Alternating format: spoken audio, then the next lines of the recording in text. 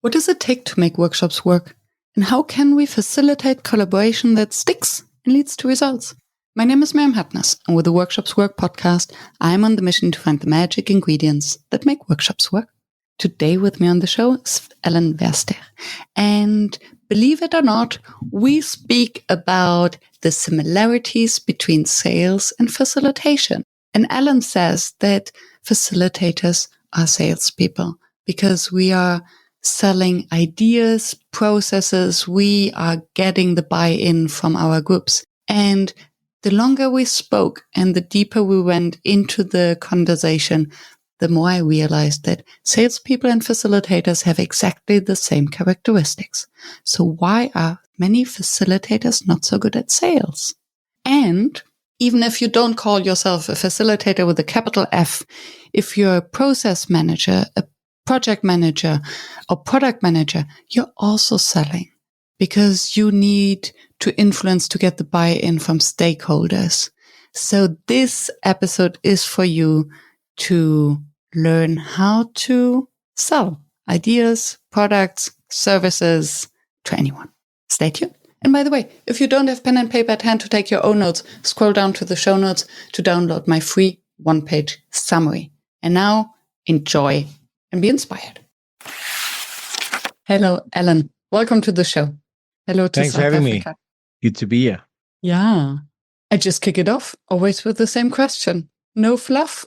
When did you start calling yourself a facilitator? And actually, do you? I do call myself a facilitator. I'm probably more of a salesperson at heart, so I love the passion of selling. But I spend probably about 30 to 40% of my time in rooms or online facilitating. And it's very similar to selling because what you have to do in facilitation is you have to rapidly get buy-in. And I think with sales, you walk into any engagement with a prejudice. People have a perception of salespeople that Hollywood puts out there. And I think you got a couple of minutes to change that. I think facilitation can be the same. There's a lot of people that can stand up and deliver content, but aren't necessarily professional facilitators. So you're walking into a room and they're expecting often death by PowerPoint, reading through documents. So you've got a short period of time to sell them on yourself. And a good lesson my dad taught me was always demonstrate capability, never communicate it. So I won't start a room and give years of experience that I've been doing something. I'll quickly grab their attention, get them going, get them conversing, and they get to experience my skill as opposed to hearing about it. Later on I introduce myself. But initially it's just, breaking through that prejudice that they might have about being in a training room that often they haven't selected themselves to be on. A lot of the companies I work with, they get nominated. So yeah, I think that's, I would say I'm a facilitator, but salesman at heart.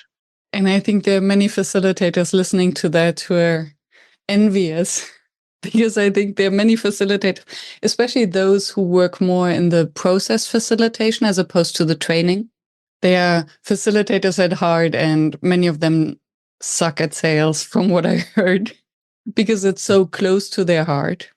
And I love what you say, that I think the mental switch to say, okay, when I walk into a space and want the buy-in of a group, that's a sales pitch. So why can't we do the same when we are in a conversation with a client, actually selling our work? Exactly that. That's what you're doing. You have to have the courage of your conviction. So facilitators that are good are passionate about their subject matter. They're called subject matter experts. I prefer to call them subject matter evangelists because good facilitators are evangelists. You want to get me talking about sales and sales management, I'm going to talk for days. I love it. So good facilitators are those evangelists. And if you have the courage of your conviction, then when you're selling, it's the same thing. It's persuading someone to see a perspective of the world that you're wanting to share. And for the facilitators on the call that do feel they suck at sales, I will give you two quick hints. Number one, selling won't help, but helping will sell. So you need to understand that take away the Hollywood perception of selling. The reality is selling is a service-oriented thing. And then the second thing I start every day with is I tell myself, Alan, it would be borderline negligent to deny the world the value you can bring. So go out there and go and have the tough conversations. And I think with facilitators, you have a great story to tell, a great influence to have on the world. you're doing the world a disservice if you don't get good at selling, because the world needs what you have to offer. So those two things, when you realize that it's not this, Wolf of Wall Street world, and that the top salespeople sell with noble purpose. If you're a facilitator and you're a subject matter evangelist, just take that energy into the sale and believe that what you have to offer, the world wants to hear. Oh, beautiful. Thank you. Amen. I call myself a facilitation evangelist. And I had Dave Gray on the podcast recently, and he said a beautiful thing that if you want to get a job, you have to conform and you have to fit in. But if you're independent and you're an entrepreneur, then you want to stand out and want to be unique. And I think this, for me, it was, yes, of course, but once I heard it, I was like, why haven't I thought about that before? Yeah. I call them the difference between daha moments and aha moments. Many moments are just daha when you're like, oh, I should have got that long time ago. It's so obvious. They're not always aha. They're like, that's obvious. Yeah. Right? So, and I think once you embrace that, okay, I need to be unique, because if I fit in, then nobody will even recognize me. And once we dare to be unique and to stand out, then also the sales is just the next obvious step. 100%. Authenticity accelerates trust. So when we're trying to be someone we're not in selling, we're actually doing ourselves a disservice, because people pick up authenticity quite quickly. And authenticity takes a lot of courage, because you got to be comfortable in your own skin. You got to be comfortable with your quirks. You got to be comfortable with your difference. You got to be comfortable with your point of view on the world. But let me tell you, it is seen as strength in others when you're comfortable to be yourself, and with all the the quirks, and so as you're growing, I think what you're saying is so important is find your authentic voice, because authentic intent is addictive. People love it and they want it. Yes. And I think the moment, because it also gives others the permission to be authentic themselves.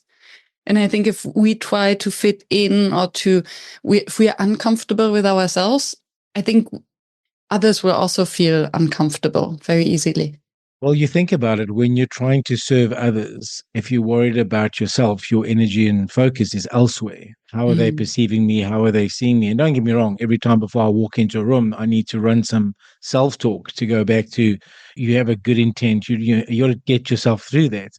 But, Brene Brown is an author on vulnerability. She wrote a couple of books, but one I love is Daring Greatly. And she says it so well. She says, we see vulnerability in others as a strength, but as a weakness in ourselves. And it speaks a lot to what you're saying about authenticity, is that when we see someone authentic, we're going, they're just so comfortable being who they are. And we connect with that, because it's a hard thing to do. As crazy it is, we've been made uniquely, but we seem to go, where do I fit in? As a teenager, that's the hard part. Where do I fit in? What's my identity? Where do I belong? But as you say, as you can become an entrepreneur, how do I stand out? And how do I have a voice? And how do I get comfortable that not everyone's going to like my voice? Because, the minute you have a voice, you have a lot of people speaking against you. And your job is not to impress everyone. Your job is to put the dent in the universe you were here to put. And not everyone has to like it or like you. And that was hard for me. I found it very hard to face rejection and people saying things. And, I was always playing to the, I say the lunatics run the asylum. I'm playing to the people, the one or two people who don't like what I have to say, as opposed to the masses that I'm influencing. And I had to get through that as a young facilitator to go, trust your message, Al. Trust your message. It doesn't have to change everyone. Yeah. And luckily, especially nowadays and with online work, the market is so big. There's a niche for everyone. It's so true. Yeah. And I would be curious to hear from you. So how do you differentiate, or how do you spot a good sales, and I wouldn't say salesperson, a entrepreneur or a facilitator who's good in sales from someone who's not? As an engineer by trade, and I'm Dutch because, we all have to be engineers. I don't believe we're born a certain way. And I think the challenge with sales is the perception that's created, the Hollywood perception, I don't know if you know this, the difference between an introvert success and an extrovert success in sales is 0.003%. So it is negligible. It's not a personality type. It's a value system. When I operate from noble intent and I have something to do, I can sell. Think about how many entrepreneurs, Miriam, have never, ever been on sales training. They've never been trained to be a professional salesperson. They just have the conviction of it. I use this Shiny example eyes. in classrooms all the time. We have a brand in South Africa called Woolworths, different to the one in the UK, but it's a high quality brand. It's quite expensive. It's naturally sourced. And anyone at a certain level starts to shop at Woolworths because it's got this brand appeal of quality. They own the word quality in South Africa. And what I do in training is I start telling them that they're stupid. Why are you shopping at Woolworths? And I promise you, I get that room riled up, and they go and they're defending. And then I stop. I said, "Who trained you, and who pays you to defend Woolworths in this way?" And they go, "Nobody." I said, "Exactly. Selling is a natural thing when we have conviction." So, Marianne, what I look for is conviction. And for anyone listening to your thing, saying, "I'm really, I'm not good at the selling thing." Well, it's because you're looking at it wrong. If you're an evangelist of something meaningful, you can sell. Because what happens in the world, my friends, is we try to teach competence. And the reality is competence isn't the problem in sales. It starts with clarity of my value proposition that feeds conviction of the value proposition, that builds confidence, that creates competence.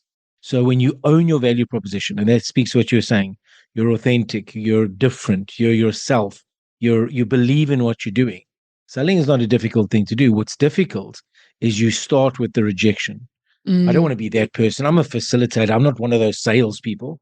Well, my friends, the only reason economies move is because we have salespeople. The business doesn't exist unless we sell. Yeah. So I think the big thing I want to get your audience here is get rid of the mindset that's not serving you. That story doesn't help you. Stories that help me is I'm a professional that's always practicing.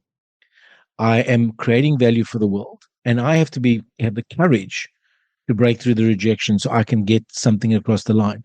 Because you don't know that one training session that on that day changed someone's life, that they decided not to commit suicide, that they decided they're going to go for a leap in their career, that they decided this isn't the job for them, that they decided we don't know. And I think, it's typical. I don't know how it is in your country. Teachers don't get paid well, and yet they are the influencers of our generations. And I think we undermine the value we bring. And the world needs us. And even with ChatGPT and video learning and all the rest of it, the ability to unlock someone's potential through facilitation is a gift the world needs. And if you're not selling, you're denying the world your value. Yeah. Amen. 100%. And I think that the moment where we know what problem we are solving with our gift, our talent, with what we are selling, with our service, then there's also not such thing as a rejection. If someone doesn't need our service because we're not solving their problem, they have a different problem, then that's okay. 100%. And I think it's so true. Yeah, I think very often we are so much in our head with the hammer we have that we see a nail everywhere and we forget that we're actually there to solve someone's problem. And different clients have different problems. And what I also realize while listening to you, that the salesperson, because I was immediately thinking of our money mindset and that many feel not as salespeople or have the bad connotation of sales because of the money issue, Yes. which is one thing. But then there's an entire internal sales thing where even if you're inside a company and you're facilitating or you're a project manager, you want to get buy-in, you want to influence. That's also sales. It's also selling. There's a wonderful book by Daniel Pink called To Sell is Human. Yes. And it's such a powerful book because what it's saying is, I get in a room and say, anyone a good salesperson? And okay, anyone married? Yes. Okay, so how did you get that sale over the line? And you're so true. If you think about and maybe the word selling, the influence and persuasion of, I like to say it this way. We don't sell products, we don't sell services, we don't sell courses, we sell perspectives. When people buy into our lens of the world, then the sale is the natural thing for the problem they have. And in doing that, we have to realize that selling is very human. Persuading is human. We all have opinions we'll defend. You're selling. It's a perspective you're sharing with the world, whether that's, political, religious, how you should gain weight or lose weight, or even, defending your facilitation style.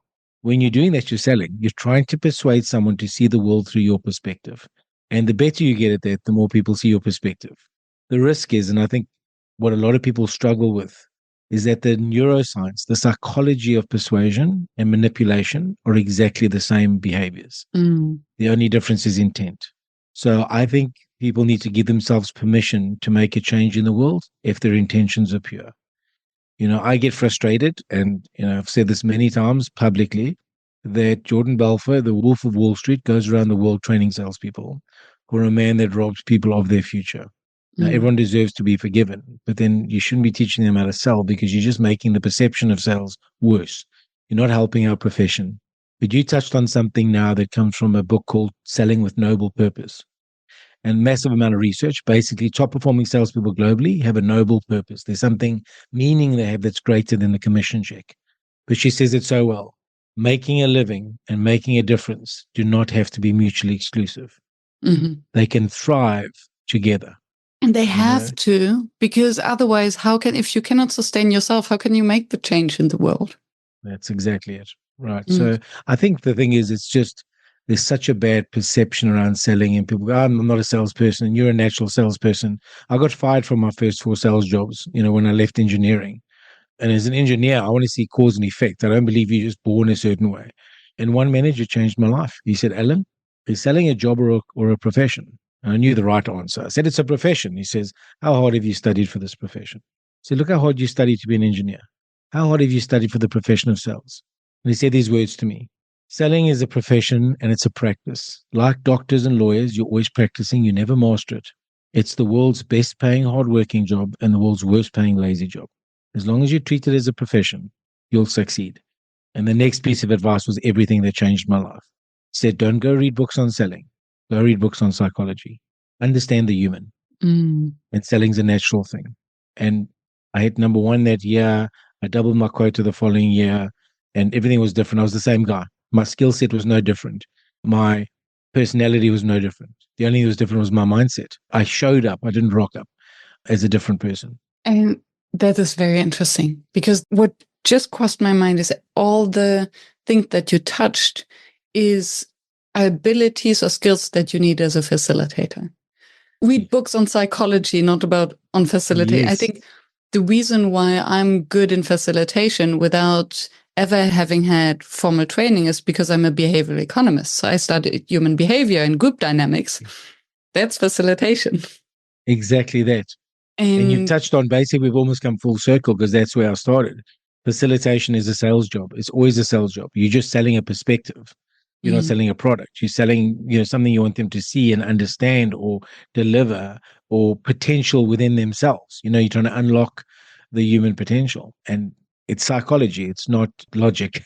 So what are the top abilities or skills of a salesperson, according to you?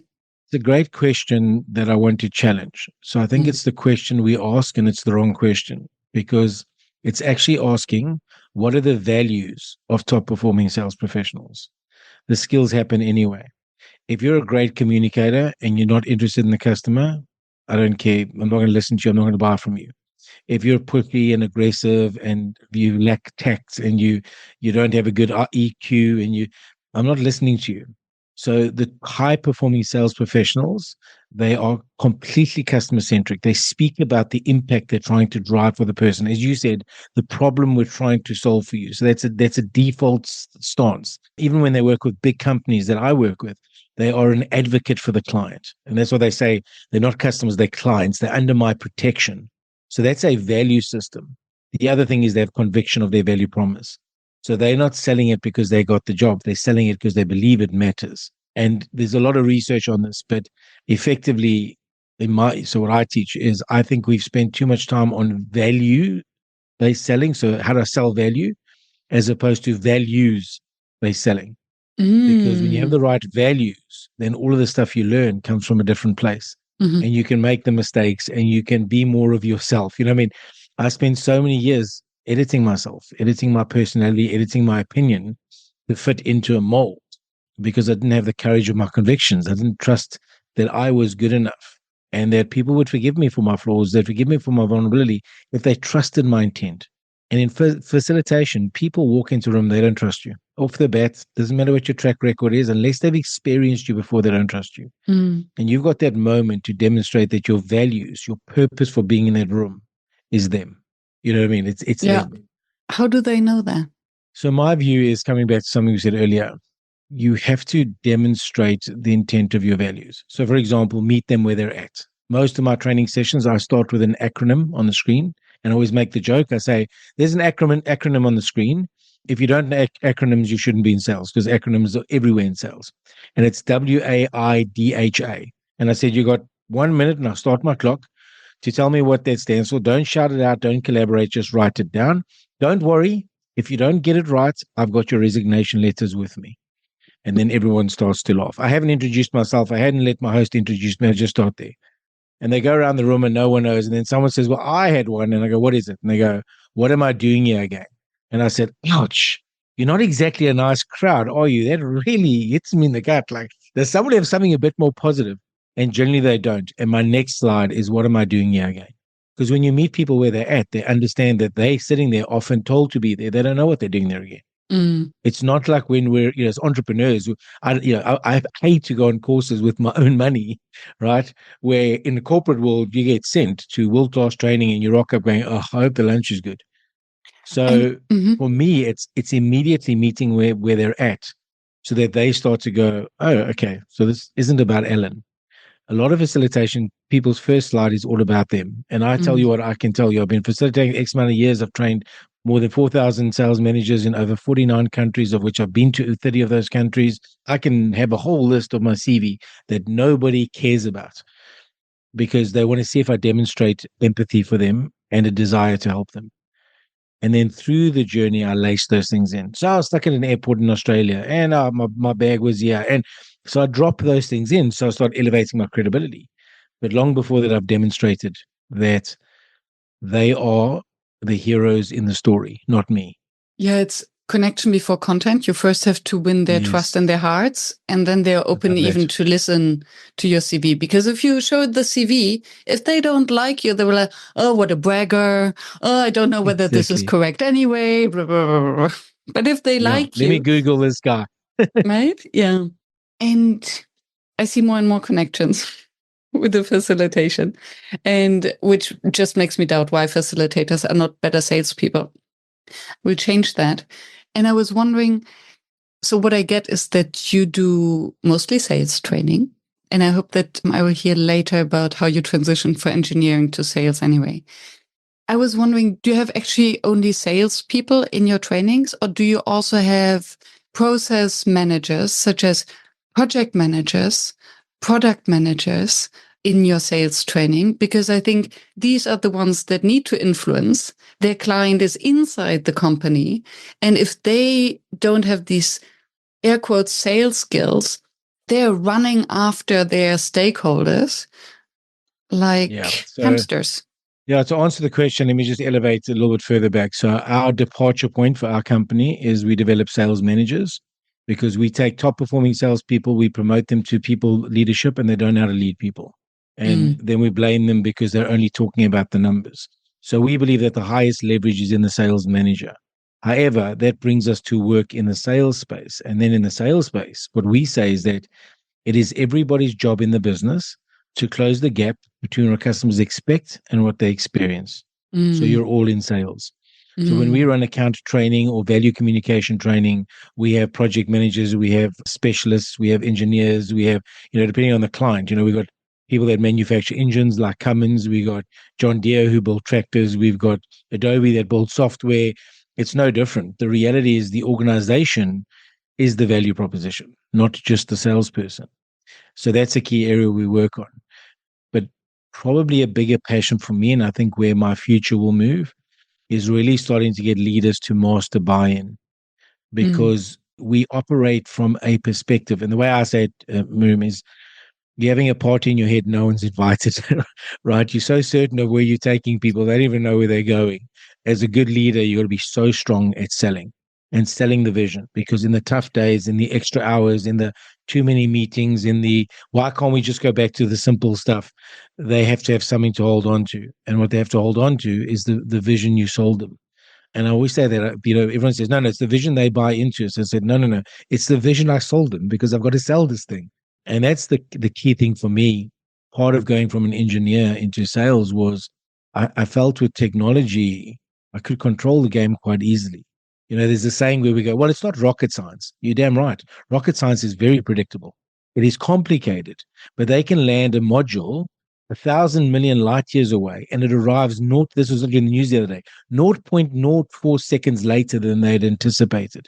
My friends, everything works on paper till people get involved. Try dealing with people. And my growth was that passion of psychology, reading those books, going, wait a minute. And there was Seligman about, learned optimism. And I got excited about that behavior. And that was the difference. Machines are manageable. People, it's a different day every day. And sales gets me right in the front line of those differences and those challenges and those personalities. And, I had a tough call 2 nights ago, and a lot of our clients in the States. So it was 10:30 p.m. at night. It was a long day.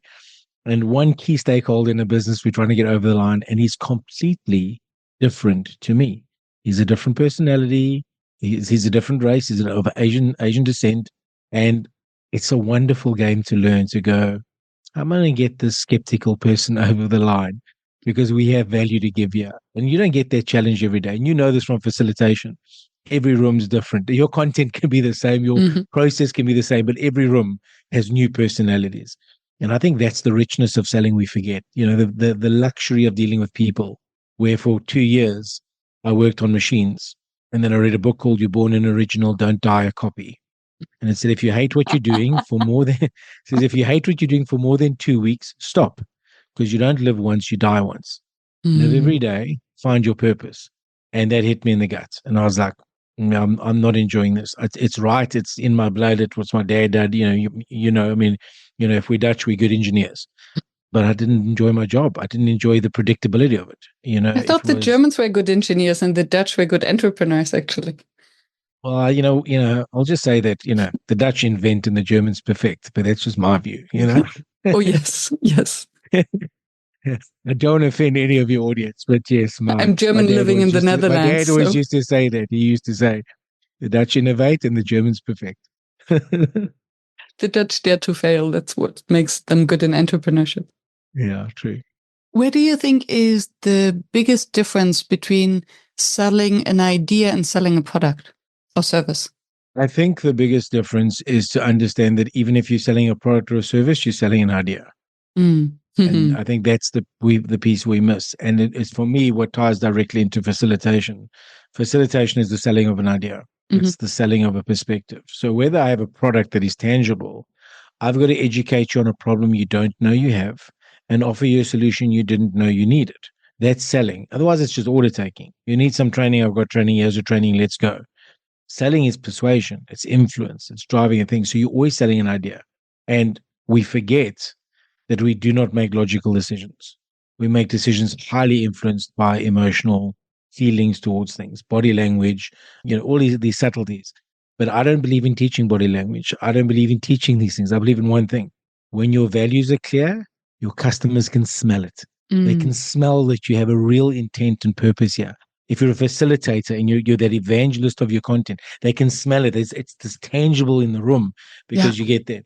I think we forget that we're always selling ideas. It's just that the product and the solution may be the mechanism, but it's the fact that you bought into an idea that what I have to offer will help you in whatever you're going to be doing moving forward. Yeah. And I already hear the audience saying, yeah, but as a facilitator, as a process facilitator, not as a trainer, I am neutral and I'm not selling my ideas. It's all about their ideas.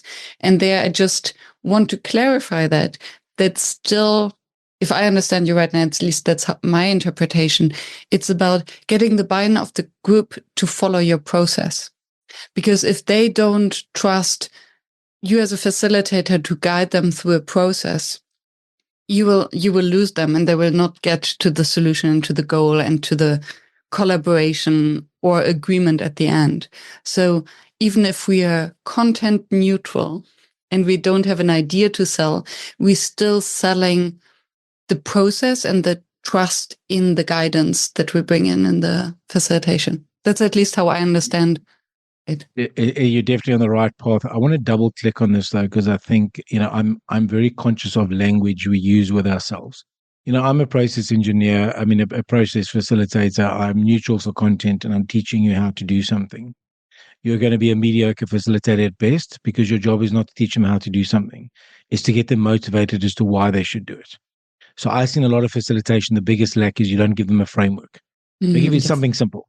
I go to companies that say, your account plan is the report card of your customer centricity. Tell me that your account planning process is about the customer, and they can't. It's always about the data that the business needs to protect themselves if you lose. I say these words. What if the account plan was a report card of your customer centricity, and it was a plan about how you close the gap between what customers expect and what they experience? And they go, oh, that's what it is. Then I can teach them the process. Once you give people the right ingredients, you can follow the recipe.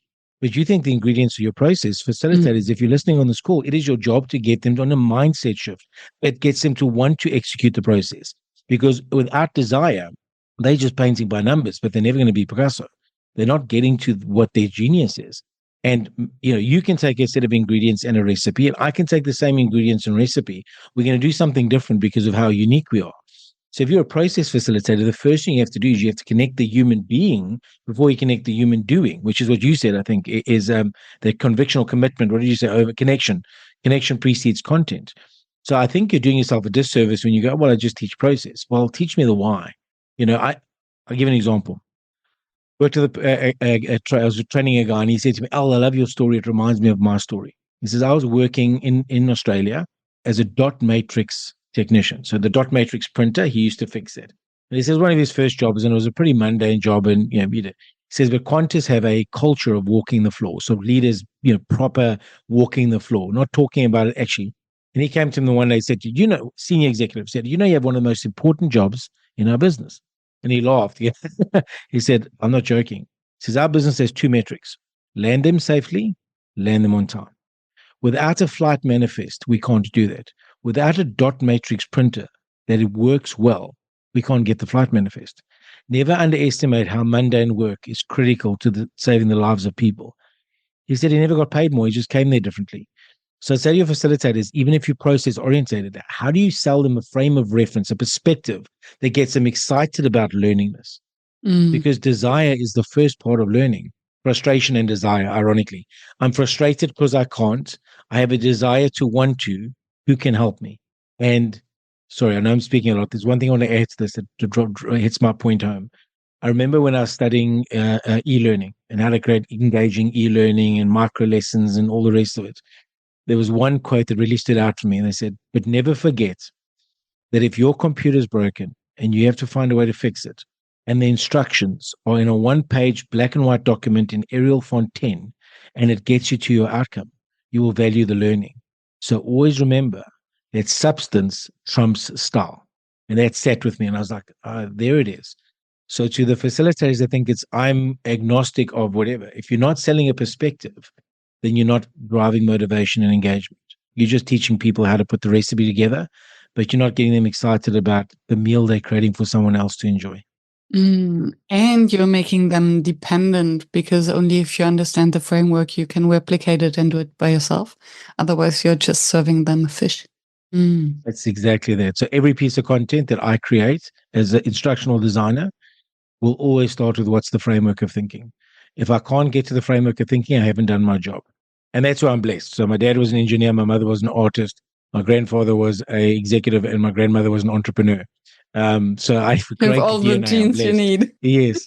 But it's exactly that. In instructional design, I start by what is the perspective I need to sell them? Because if I got that, I can keep bringing up that point of view, because they're operating from the same lens I'm operating from.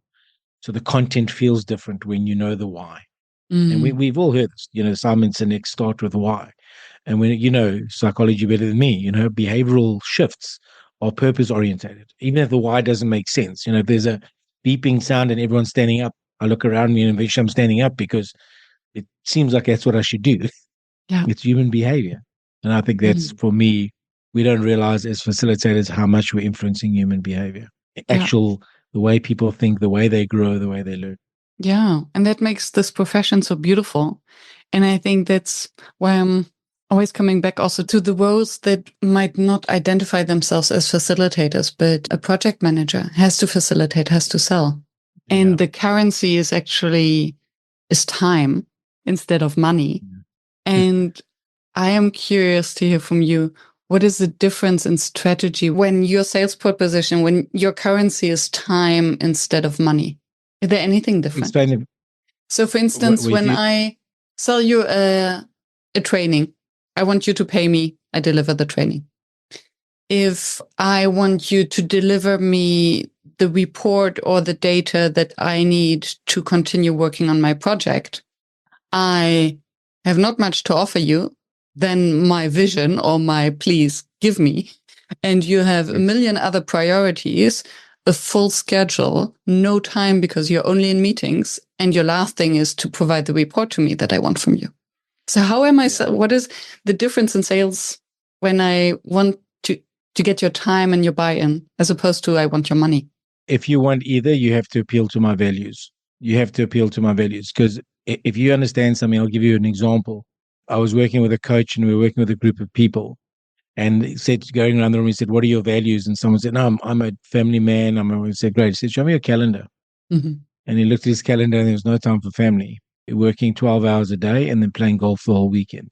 And he said, "You have an ideal, you don't have a value. Value is how you spend your time."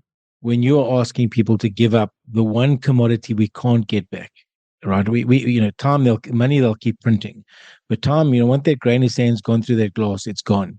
We're not going to get it back. You have to find something that appeals to people's value. And for facilitators, you've got 10 to 15 minutes when you start to get people to go, "I'm comfortable sacrificing time for you." Mm. And that's the key thing. So when you're selling a product or service or asking for money, it's got to be something that aligns to my values. If you're asking for the time, there has to be something that strongly aligns to my values. So for example, if I'm a project manager asking for a report, how are you compelling me to get bought into the why and sell the why and sell the perspective? They go, "Okay, that makes sense. I want to say no to this and say yes to this." And often we don't. And I want to add something here because I think it speaks to a point you were making. What is a facilitator? Because why am I not a trainer? And the best example I heard was, that I experienced, but then I use. I went and bought a new laptop. It was about 12 years ago. I had clear buying criteria. It needs to travel well. It needs to be light. It needs to be wonderful. I walk into the shop and there's this beautiful big Toshiba. The monitor was huge. It folded forward. It was very sexy. It was heavy. It did not have a solid state drive, and I bought it. Contrary to all my buying criteria. I then also at that time bought a legal version of Microsoft Office, because prior to that I was, found it on the internet. And I get home to install this and I didn't even realize that this machine I bought does not have a DVD drive. So back then you had a DVD drive. I said, it didn't have a DVD drive. So how am I going to install the software? So I open up the Microsoft Office box and I realized, there's no CD here. So I'm saying, oh, good, maybe it's got a memory stick. No memory stick. So now I'm thinking, what am I going to do? And all it has was a card with instructions on it. And basically what it said was, if you do this, then you do this, then you do this, then you put in this number, and Office is there on your machine. Office is always installed. The code and the process unlocked Office. Mm-hmm. As a facilitator, the wisdom, knowledge, and understanding is already with the learner. It is our job to facilitate that moving up. And then obviously there's new things. I've got to teach you a new process, teach you a new step, teach you a new something. But it's that awakening of, okay, I've got this. I need this. I want this. Let me learn. Because that's often the challenge, is just go stay in the room doesn't make them learners. They can just be passive observers. Yeah. I love that with the code. Yes. It's already there. You just need something to unlock it. The right key. Yeah. And you'll see those moments. You'll see those aha moments where they're going, oh, man, I always used to do this and I stopped doing this. I don't know why. Oh, but now account management makes sense to me. Oh, now I know why I've got a coach. I'm going to give you an example.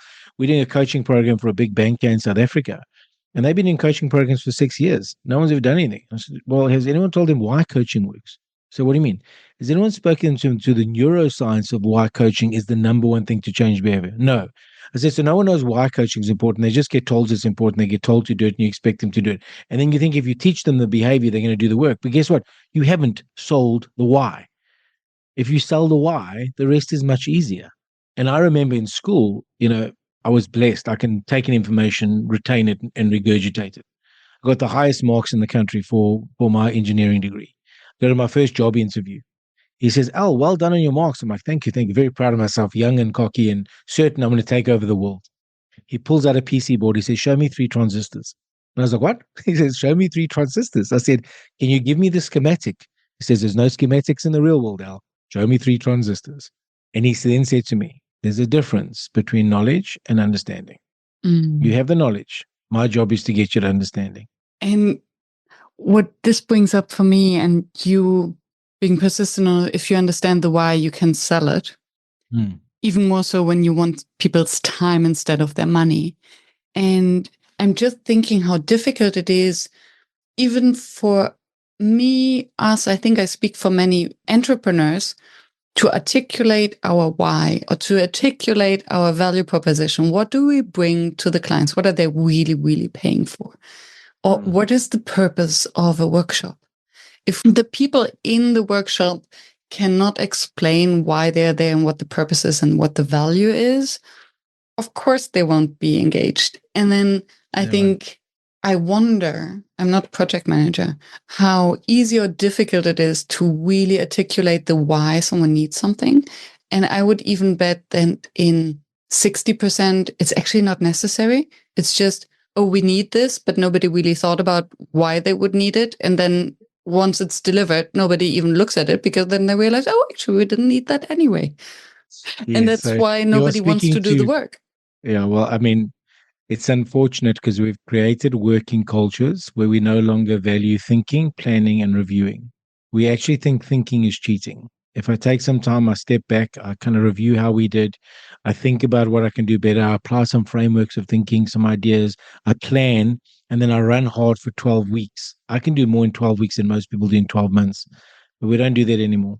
We literally have what I call brain fart disease. You have a brain fart, an idea in your head, you get in an email, goes out, someone does a whole bunch of work of it, and later, 3 weeks later, you go, I don't really need that. But thanks for sending it to me. It is crazy that we're doing that. But when you think about applying back, the alignment between sales and facilitation, and if you want this, I'm happy to send it across. I've got a document called the 6 P's of Persuasion that I'd love you to share with your audience. I can get you the document. You can host it somewhere and make it available to them. But the key thing is I speak about, and you spoke about it earlier, the 6 P's of persuasion are this. The first one is, what's your punchline? What's the compelling thing that gets my attention, gets me past the bodyguard in the door of my mind? So I remember when I started selling sales training before sales management, I would say, punchline was sales training sucks. It sucks your money, it sucks your time, it sucks the energy, and then nothing changes. But then I educate the real problem. The problem is not the content. The problem is that you're targeting the wrong thing. You're focusing on competencies, not clarity of a value proposition.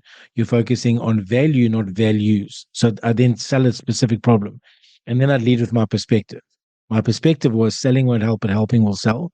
Your big differentiator is how you show up as a high value person. And then you go to the logic brain. What's the path? So how are you going to get me from here to there? What's the proof? Have you done this before? And then what's the prize? What's the personal price for me for giving up time, money, or both? And that simple 60 things works with the brain, but it works with the brain because it's how we respond. We spend so much time talking about the logic, not the emotion. What's your punchline? What's the problem you're educating? And what's the perspective? Because when they buy their perspective, I normally eliminate most of my competitors at that point because I'm solving a different problem and the customer feels that. Yeah. And that's why, and this brings us full circle to where we started. It's so important, this uniqueness of our perspective, because if it's just a ChatGPT general statement, it's not a perspective. So it's not unique and it's not worth anything. So how can we? It's a commodity. Yeah. It's a commodity. And I people, going against ChatGPT, I'm like, I use ChatGPT. It's a thought partner. I call it a thought partner. It is my thought partner. It accelerates thoughts for me much quicker than I could before. It's wonderful, but it's not me. It is a tool in my arsenal, right? And I get so frustrated. I'll try not to get too high on my soapbox out, but I get so frustrated. I don't know where it is in your world, but schools in South Africa are banning the use of it. And I'm going, what? Isn't the job of education to prepare us for the world we're going to enter? And now you're removing the one tool that is changing work at rates we don't even understand. And you're not preparing them for that. So I'm like, what are you doing? You can't stop it. It's like they tell us not to cheat in school. And then the first job they say, please collaborate. You're like, I've never had to collaborate before. Yeah, that's an entire different discussion. I think it's short-sighted and I guess born out of laziness. Because if you allow students to use ChatGPT, and I know this from being a teacher, air quotes, myself, at some point I allowed the students to bring a cheat sheet. I even asked them, okay, you can bring an A4 double-sided cheat sheet with you to the exam. And so they prepared small letters. They were perfect. And then I asked questions that they cannot answer with their cheat sheet. But those who prepared a cheat sheet, actually, they were better at the exam because they did the work and they prepared. Exactly, because But you I know think, this, and I mean, they have to take complex stuff and make it little is where the learning happens. yeah. You know, But when the I thing deliver is, 3 hours of content, it's 30 days of content that it could be. exactly. But the thing is to correct an exam where there is not the one correct answer that you could have written on a cheat sheet is much more work. So correcting students who are allowed to use ChatGPT is much more difficult because you have to ask different questions and to use your brain instead of just the exam you posed last year. Yeah, I can get very exactly enthusiastic about this topic. Yeah, we can get. I could talk for hours on this and share my opinion. I can't predict the future, but there's no future that's not going to have generative language as part of the model in any corporate environment. So we're educating and spending stupid amounts of money on education that isn't preparing them for the world they enter. And it frustrates me because there's one thing, we're up against big competitors often. And it's easy for me because they haven't updated their content in 9 years because they think the content is, I'm changing every 90 days. I'm tweaking, moving because the world's moving and I want to move with it. It's got to be relevant. So it's easy to differentiate because I'm going, okay, when else did they update the content? I mean, think about how the world's changed in 9 years. And then these are big companies where, it's a $15 billion industry, sales training in the world. yeah. It's not small. And it's interesting because then it becomes a self-enforcing system, because if you don't update your content, this means how can you stay enthusiastic? How can you really have the heart for the thing that you're selling? And then you won't be able to sell it anymore because then you don't have the persuasion because you don't believe in it anymore. But if you continue to update it, then you stay enthusiastic. And hence and you demonstrate a growth mindset. You're demonstrating a growth mindset. You're going at no point this is a profession, and professions you practice. I'm practicing at this, and I look back at my content 5 years ago, and I'm going, Al, what were you thinking? But the reality is that at that time it was the best I had, and it was good enough to get me an opportunity and a client and whatever. But I keep to your point, like the curiosity is probably the word. I have a high value in curiosity. I read 60, 70 books a year. I want to know stuff. It's just I'm wired that way. But it's that curiosity that says, but I'm demonstrating a growth mindset. I'm telling people where I failed. I'm vulnerable in the challenges. And then they connect with you very quickly. What is the one thing that you would have liked you had known before? Or what would be your advice to your younger self? There are so many people that are wanting to help you. But when you come from a place of feeling you need to prove yourself, you never let them in. I have been running a business for 11 years. And my first executive assistant started this week. And I don't have the capacity to have not had an executive assistant 7, 8, 9 years ago. I can't believe what she's done for me in this short week. So my younger self is, you don't have to do it all. Someone wants to help you. And I think that's the key thing is, I don't have to be perfect. I don't have to know it all. I don't have to do it all. And in reality, I'm robbing the world of value by planning my flights and booking my calendar and, doing all the things that someone else can do that is their highest and best use and their unique capability. So for the facilitators, even if you're not great at selling, create an engine that sells, create something that drives that for you, get a team around you. Especially as entrepreneurs, I think we sometimes forget we're entrepreneurs, but we're not business owners because they're not the same thing. And as we set a goal this year to 10x our business, so we wanted to do 10 times more this year than we did the previous year. And we're about 85% of the way there. So it's going to happen. But it's been painful because I have to get executive assistants. I have to get a whole team of facilitators. So 15 new facilitators we're onboarding. I've got to do different things. But speaking to the entrepreneurs and my younger self would be, get help sooner and stop being so egotistically protective that you're the only guy that can do this. There's things I can do uniquely, but there's a whole bunch of things other people can do well enough. And I find when you're really passionate about something, it's so hard to let go because they can do it 80, what my coach tells me is 80% done by someone else is 100 times better than 100% done by me, if it's the stuff that doesn't matter. And I Yeah. think that's, for me, that advice as a younger man, a younger facilitator, because the sacrifice you don't get back. I don't get the birthday with my son when he was 3 back when I was overseas facilitating. I don't get it back. There's no do-overs. Even now, when I've got a lot more time and a lot more balance, there's no do-overs. It's not the same. Ask for help. It's there. There's a whole bunch of passionate people that are keen to do with things that you think are mundane are the reason they get up in the morning. Yeah. Yeah. And I'm even thinking, so yes, getting help in the team, administrative help, outsourcing the stuff we don't enjoy doing.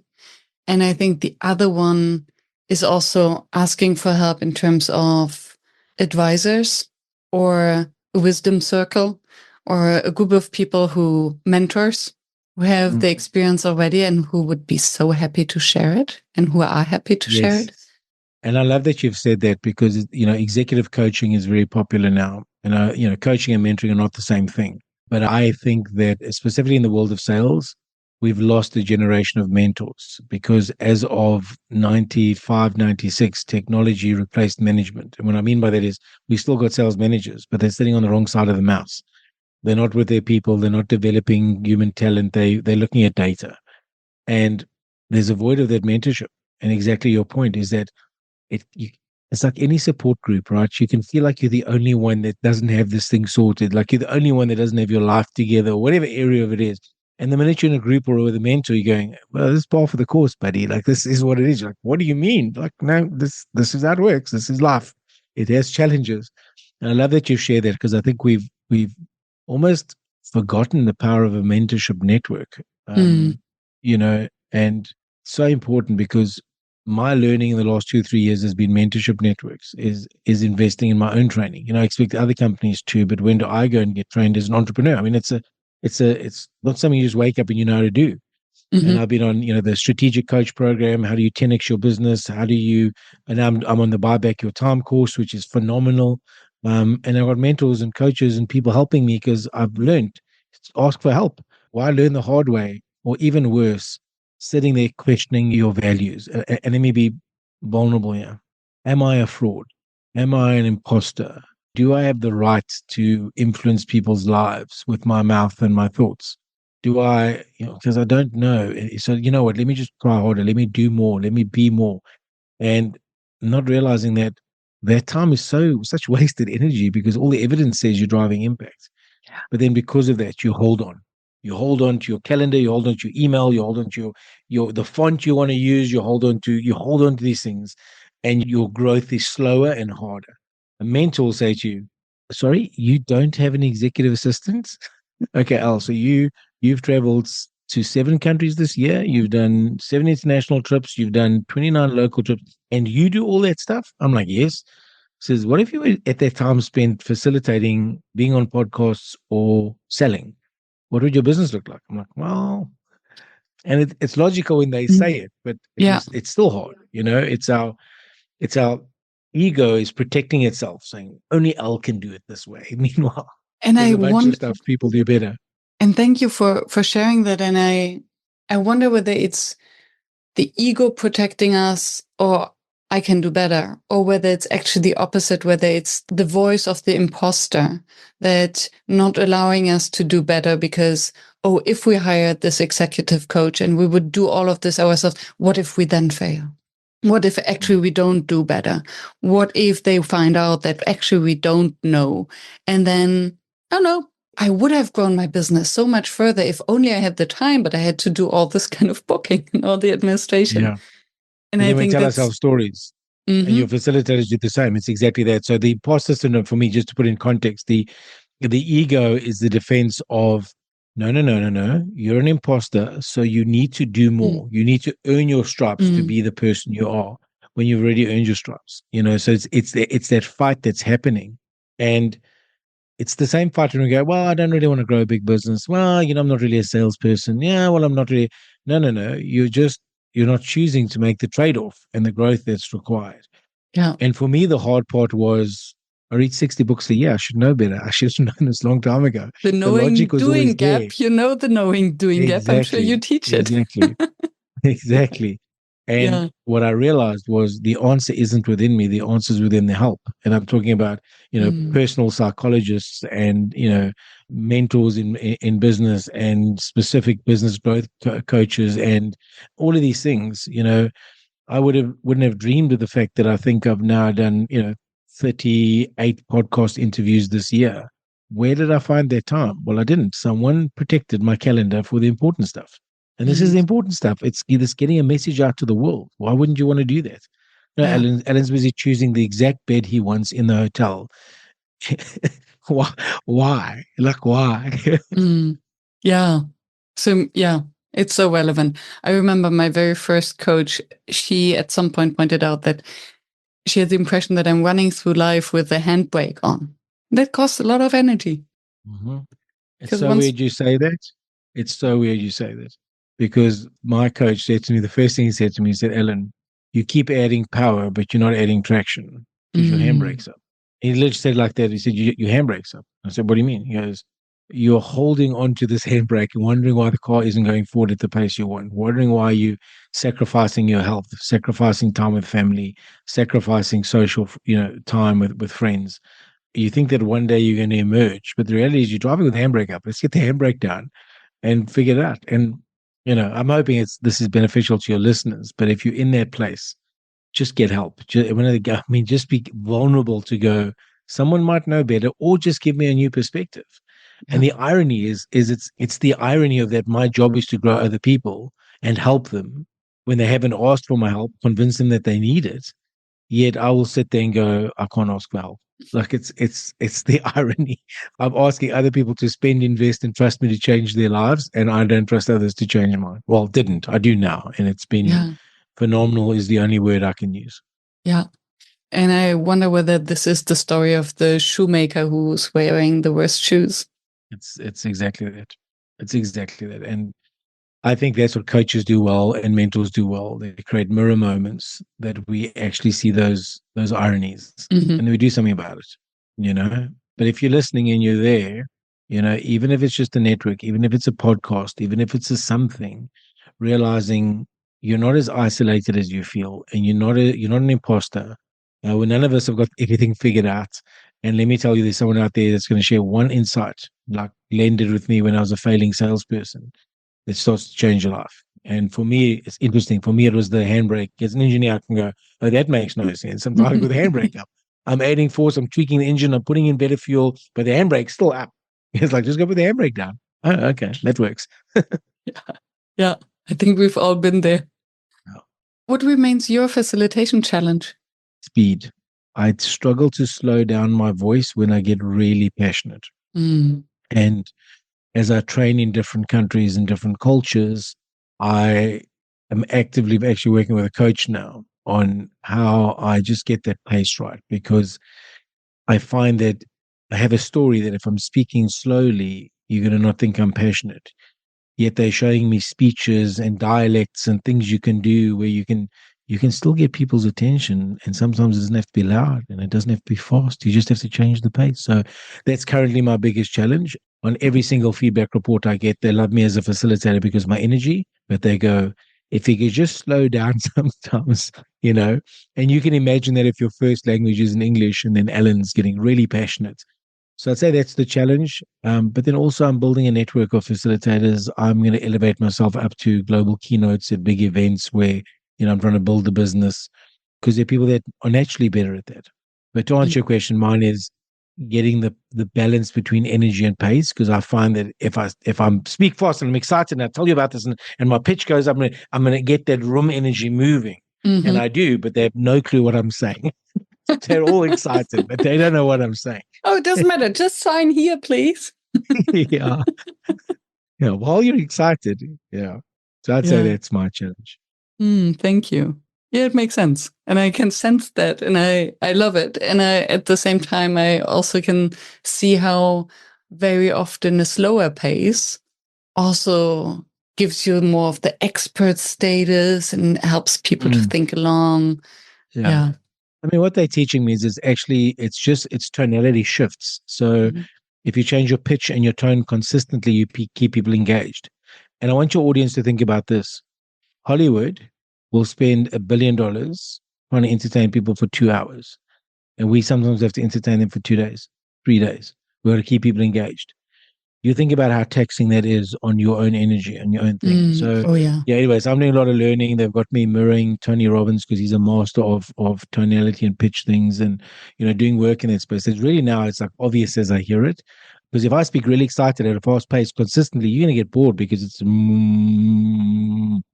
no different than talking like this for a long. So it's really about variation. So yeah, I'm working on that. And it's interesting because it means if there's someone out there fixing this problem, I'm not the only guy with this problem. Yes. Yeah. I have actually I interviewed a speakers coach on how to facilitate with your voice. Very Okay. interesting. And where to get actually the energy from and how to help your message come across independent of the content, Yeah. just with your voice. Fascinating. Yeah, because they said to me something that was so profound. They said, because they were observing some of my videos and saying, look how passionate you are, look how excited you are. I said, yeah. I said, okay, when did they have a moment to think about what you said? I said, what do you mean? I said, when did you give them their right to think? He says, you're just building on your narrative, Mm. They haven't given the time to think. And that's where I realized it's not so much the pace being the problem, it's that I'm not allowing them to absorb anything. And that's why he says that's when the pace is good, because the minute you stop talking or lower your voice or slow down, saying, before I carry on, what is the one insight you've taken from, and just like that, he says, now they're in a different place and they're paying attention again because you're not one tone. Anyway, it's Yeah. exciting stuff, and it shows that this is a profession. We're always practicing, we're always getting better at it, if we choosing to grow. Yeah. And I think that's maybe one additional similarity between sales and facilitation and speaking. The comfort with silence, that sometimes just shut up, let the other person think or let them feel or land the idea that you just communicated. Well, I mean, that's the irony and the contradiction. I teach a coaching program based on a book called Quiet Leadership, which is about, quiet leadership, meaning don't stop talking, ask the questions, get them to percolate, get them to think. And, look, it's a lot better now because I now bake it into the training. So, I let the slide guide me, and then there's a question up there. So, okay, well, great. Now we've gotten there. Let's take a moment to reflect. So you start to learn that. But you're right. It's the comfort of the silence to allow them the time to let it percolate, like a strong coffee. It's got to drip a bit before they go, aha. Yeah. So yeah, that's an important area. Wonderful. Thank you so much. Thank you. That was a lot of content, a lot of food for thought in a very high pace. It's funny. Sometimes irony. Yeah, and it's interesting.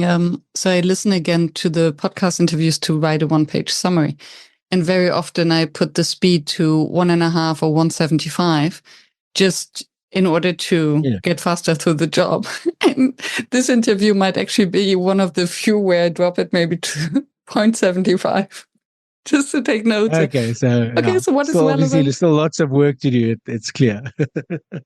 Wonderful. That's for me the second best moment after the interview, of course. Thank you. We'll put all the links to how to find you, how to get in touch with you, how to listen to the other podcasts on which you've been in the show notes. And hopefully also the cheat sheet with the 7 Ps.